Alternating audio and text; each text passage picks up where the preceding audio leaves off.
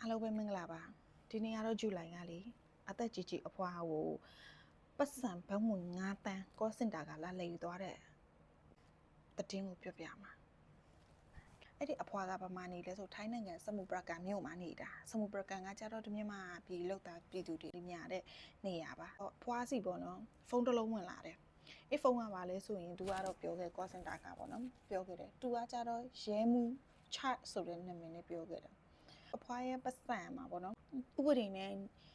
ညှိစွန်းတာရှိနေတာဖြစ်တဲ့အတွက်အဲ့ပတ်စံဘန်းဝင်9တန်း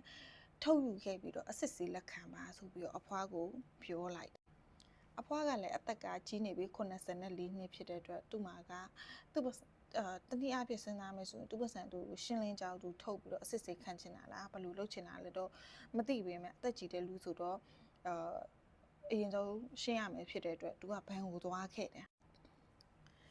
ဘန်ကိုသွားခဲ့ပြီးတော့သူပတ်စံသွားထုတ်မယ်ပြီးတော့သွားခဲ့တယ်ပေါ့နော်ဘန်နာမည်ကကြတော့ Croncy အဲ့ဒီဘန်ကိုသွားတာသူသွားတဲ့ရက်ကကြတော့12ရက်နေ့9လပိုင်း2016မှာသူသွားခဲ့တယ်ဘန်ရောက်တာနဲ့သူကဘာပြောလဲဆိုတော့သူဘန်ဝင်9တန်းထုတ်မယ်ပေါ့နော်ဘာငါလူတွေကသူ့ကိုဘာဖြစ်လဲတန်တရားစားဖြစ်တယ်ဘာတန်တရားဖြစ်လဲဆိုတော့အဖွားကြီးဖြစ်နေပြီး84နှစ်ရှိနေပြီးဘန်ဝင်ကလည်းအမြောက်များဖြစ်နေတယ်ဘန်ဝင်9တန်းဆိုတာပတ်စံများတယ်တော်တော်ရုပ်များတယ်အမောက်ဖြစ်နေတာဖြစ်လေအတွက်ဘန်ကကြတော့သူ့ကိုမေးတယ်တောင်းဝင်ရ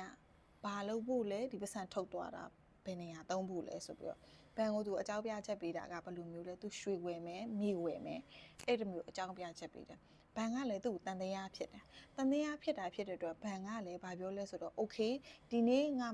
တို့မှာပတ်စံ cash မရှိဘူးနောက်ရက်မှလာထုတ်လို့ပြောတယ်ရှင်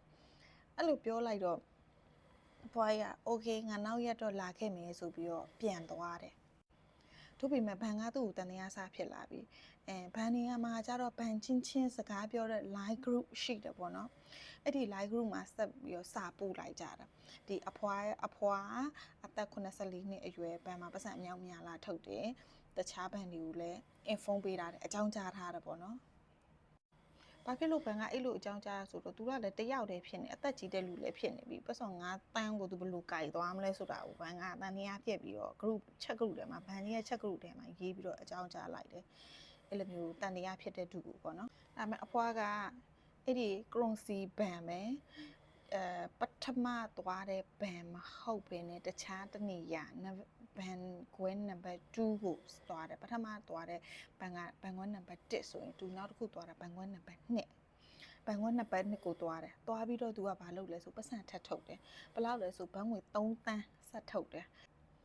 ဘန်ကလည်းဒီလိုတန်တရားဖြစ်တဲ့အတွက်သူတို့ကတာဝန်ရှိသူရဲတွေကိုဖုန်းဆက်အကြောင်းကြားလိုက်တယ်ရဲတွေကဖုန်းဆက်ပြီးချက်ချင်းဘန်ကိုရောက်ခဲ့တယ်ရှင်အဲ့ဒီမှာရဲတွေကလည်းမေးပြီးတော့အဲဆိုတော့ okay ရဲတွေကလည်းရွှေမျိုးတွေဘယ်သူရှိလဲပေါ့နော်ရွှေမျိုးရှိတဲ့လူဖုန်းပေးမယ်အဖွားကရွှေမျိုးမရှိဘူးတူးသေးတန်းနေတာတယောက်တည်းနေတာအဲ့ဒါဖြစ်တဲ့အတွက်ရှိတဲ့အနည်းဆုံးရွှေမျိုးကြည့်လိုက်တော့သူ့မှာမြီးတယောက်ရှိတယ်အဲ့မြီးကိုဖုန်းဆက်လိုက်တယ်ရဲတွေကဖုန်းဆက်လိုက်ပြီးတော့နေ့အဖွားကပတ်စံလာထုတ်နေတယ်မြေဝယ်ဖို့ရွှေဝယ်ဖို့ဆိုပြီးတော့နင်းကိုတခုဝယ်ဖို့ဘာတွေပြောဘူးလဲဆိုမီးကအလုံးဝမသိဘူးဘာမှမဝယ်ဘူးဘာမှမပြောဘူးပေါ့နော်ဝယ်မယ်ဆိုတာကိုမပြောဘူးအဲ့ဒါကြောင့်မို့စခန်းကိုသူ့မီးကချက်ချင်းလိုက်သွားတယ်စခန်းကိုရောက်သွားမှအကုန်လုံးကသိတယ်ဒီ call center ကဖုန်းဆက်ခဲ့တဲ့ရဲမှုချဆိုတဲ့လူကလူလိမ်ဖြစ်ပါတယ်ဘာလို့မရအောင်ဒါဘန်တွေရဲ့စစ်စက်မှုနဲ့ရဲတွေရဲ့မြန်ဆန်မှုကတော်တော်ကြီးကိုကောင်းပါတယ်အဖွားပစံအလိမ်မပါသွားအလိမ်မခံလိုက်ရတာအရန်ကိုကောင်းပါတယ်ကိုနိုင်ငံကပြည်သူတွေဆိုရင်လည်းတချို့တွေကအဲ့လိုမျိုးမသိဘဲနဲ့လိမ်ခံရတာလည်းရှိတယ်ပေါ့နော်ဘန်ကောက်မှာလည်းမြန်မာနိုင်ငံသားတွေတချို့တွေအလိမ်ခံရတဲ့သူတွေရှိတယ်ပေါ့နော်ပစ္စည်းဝယ်မယ်ရောင်းမယ်ဆို